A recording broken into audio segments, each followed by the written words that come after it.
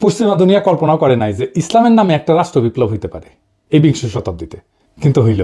এছাড়াও পশ্চিমের আছে ক্রুসেড এবং অটোমানের কাছে পরাজয়ের স্মৃতি। সেই কারণেই পশ্চিমের কল্পনায় ইসলাম সবসময় একটা চ্যালেঞ্জার সভ্যতা। ক্রুসেডে তারা হার মানে, আবার 1753-তে কনস্টান্টিনোপলের পতন ঘটে, 1600 শতকে ভিয়েনার অবরোধ ঘটে। এই সমস্ত ইতিহাস ইউরোপীয় সভ্যতাকে মনে করায় দেয় ইসলাম সামরিক এবং সাংস্কৃতিকভাবে তাদের প্রতিদ্বন্দ্বী। আবার ভিয়েনা অবরোধ কি, এটা কি জানেন? জানেন না? আসেন জেনে নিই। অটোমান সম্রাটরা 2বার ভিয়েনা অবরোধ করে 16 শতকে। এই অবরোধ ব্যর্থ হয়। কেন ভিয়েনা এত গুরুত্বপূর্ণ ছিল জানেন? ভিয়েনা ছিল ইউরোপের প্রবেশের দরজা। যদি অটোমানরা যে ভিয়েনা দখল করতে পারত, তবে তারা জার্মানি, ইতালি, ফ্রান্স পর্যন্ত অগ্রসর হতে পারত।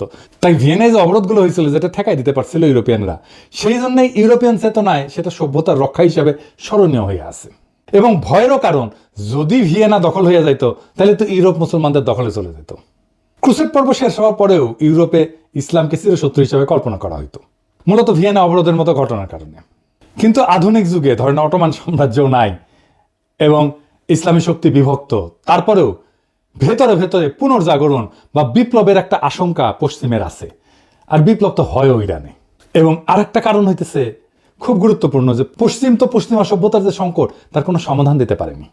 যেমন কি কি সংকট?